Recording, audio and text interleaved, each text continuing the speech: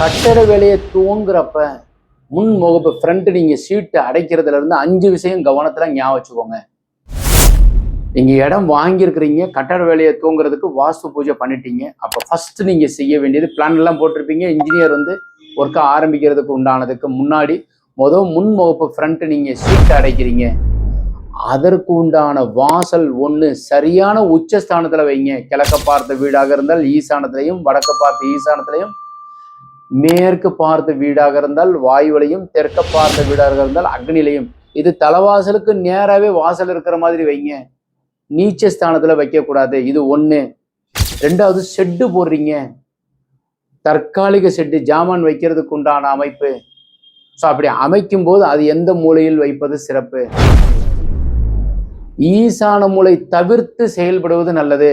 வடகிழக்கு மூலை north east கார்னர்ல ஷெட்டு போடக்கூடாது. அந்த ஷெட்டுனுடைய சீட்டுமே கிழக்கு வடக்கா இருக்கிறது நல்லது.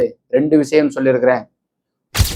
மூன்றாவது, நீங்க இபி வாங்குறீங்க, கரண்ட் பெட்டி வாங்குறீங்க அப்படின்னு வச்சுக்கோ. கரண்ட் பெட்டி வாங்குறது ஈசான மூலையும் கன்னி மூலையும் தவிர்க்கணும். அப்ப வாயு மூலையிலையும் அக்னி மூலையிலையும் வாங்கிக்கிறது நல்லது.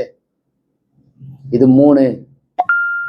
4வது, போர் நீங்க போடுறீங்கன்னாக்கா சரியான ஒரு ஈசான மூலையில, வடகிழக்கு மூலையில நார்த் ஈஸ்ட் கார்னர்ல நீங்க போர் போடுவதற்கு உண்டான அமைப்புல செயல்படுவது நல்லது. 5வது விஷயம், எப்பொழுதுமே கன்னி மூலை, தென்மேற்கு மூலை, மகாமேரு மூலை உயரமா வச்சு செயல்படுங்க.